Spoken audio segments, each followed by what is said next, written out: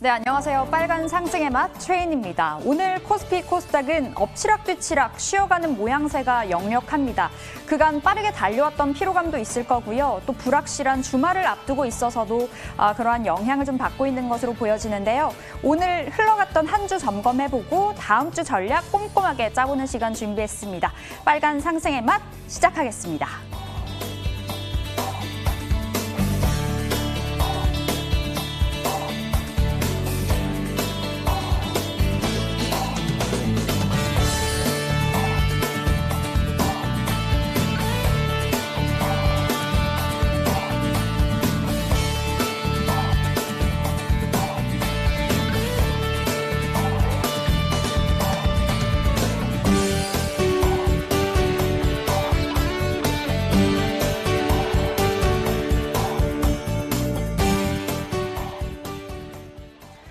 네, 막상막하 시간입니다. 먼저 시장 상황부터 체크를 하고 넘어가죠. 코스피 흐름부터 한번 확인을 해볼까요?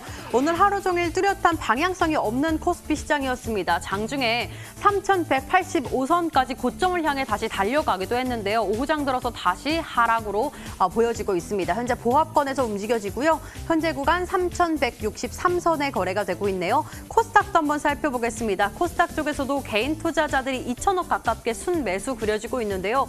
그럼에도 불구하고 코스피와 함께 방향성이 뚜렷하게 없는 상황이죠. 현재 0.07% 강세 흐름 보여지면서 982선에 거래가 되고 있습니다. 오늘 시장에서 핫한 종목들 막상 종목부터 한번 확인을 해볼까요? 오늘 시장에서 올라가고 있는 종목들 굉장히 많은데요. 코미코와 같은 반도체 관련주 또 제주반도체도 눈에 띄고요. 롯데 하이마트도 장중 20%가 넘는 상승세 보여지기도 했습니다. 종목 하나씩 한번 살펴볼게요. 두산퓨얼셀이 이 바이든 친환경 덕분에 강한 흐름 보여줬는데 오늘 블랙록 지분 확대 소식도 가져가면서 급등세 보여주고 있죠.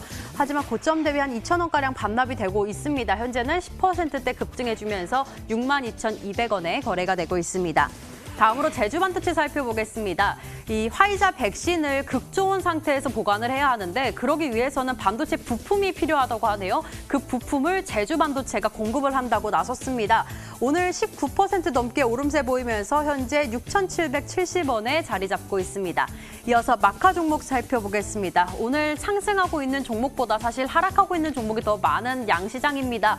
오늘 시장 흐름 살펴보시면 한화도 눈에 띄고요. 키움증권도 7% 가깝게 주가 빠지고 있는데요. 키움증권 조금 더 자세하게 한번 살펴볼게요. 그 전에 인텔리안테크부터 확인해 보겠습니다.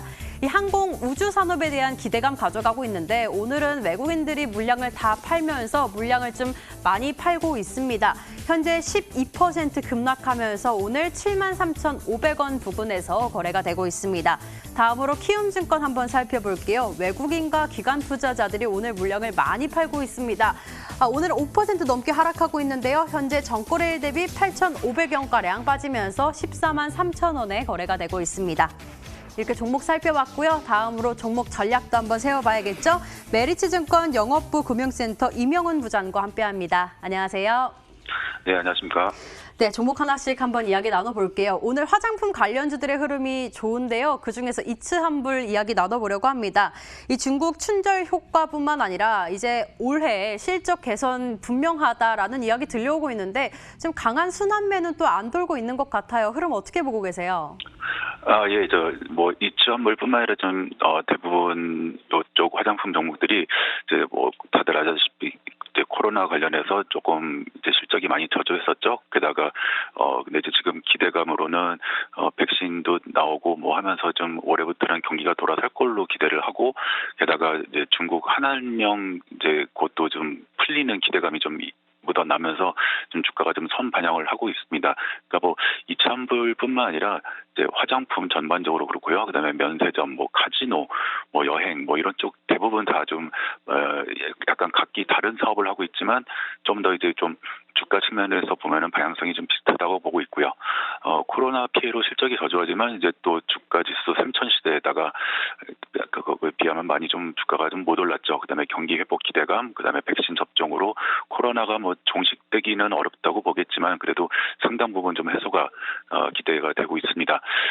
단지 이제 제 개인적인 의견으로는 이제 뭐 해당 업황이 좋고 그 대표주 실적이 살아나게 되면 이제 주가가 강하게 오르는 국면이면은 좀 소외된 중소형주를 공략하는 게 참 좋은 전략인데 지금 국면에서는 좀 이런 중소형주보다는 차라리 좀 업종 대표주 쪽을 공략하는 게 낫지 않을까 좀 보고 있습니다. 뭐 대표적으로 아모레 같은 것도 있겠고 아니면은 이제 한국 콜마, 코스맥스 이런 이제 OEM, ODM 업체 쪽으로 오히려 더 관심을 가지시는 게 더 좋지 않을까 생각하고 있습니다. 네, 이츠한불보다는 중소형주 대표주인 아모레퍼시픽이나 뭐 한국콜마 같은 종목을 조금 더 눈여겨보는 것이 어떻겠느냐라는 이야기 받아봤습니다. 다음으로 현대글로비스 이야기 한번 나눠볼게요. 오늘 애플과 호재에 오늘은 좀 다소 쉬어가는 흐름 나타나고 있습니다. 이럴 때 이보 전진을 위한 일부 후퇴라고 생각하고 저가 매수 기회로 한번 잡아보는 건 어떨까요? 예, 일단 현대글로비스는 이제 뭐 사업 구조가 뭐 좀 여러 가지 있겠지만은 대표적으로 이제 좀 운송 물류 이쪽이죠. 일단 그리고 그 특징적으로 보면은 현대차 그룹이 좋아지면은 동반해서 같이 상승하는 이제 그런 모습을 보고 있습니다. 이제 최근 또 해운주 강세를 뭐 보듯이 뭐 물류 운송 업황 자체가 다 좀 호조세고요. 그래서 아마 현대글로비스 이제 실적도 좀 좋아질 걸로 보고 있습니다. 게다가 이제 좀 시장에서 관심 가지는 게 이제 현대차 그룹 지배구조 개편인데 이제 그 이슈가 나올 수 있습니다만 과거에 보면은 이제 또 현대차 지배구조 개편을 할 때 글로비스에 좀 유리한 방향으로 추진을 하다가 무산된 경험이 있기 때문에 아마 시장 기대치보다는 이제 글로비스가 지배구조 개편 수혜주로 좀 막 급부상하기는 조금 어려워 보이고요.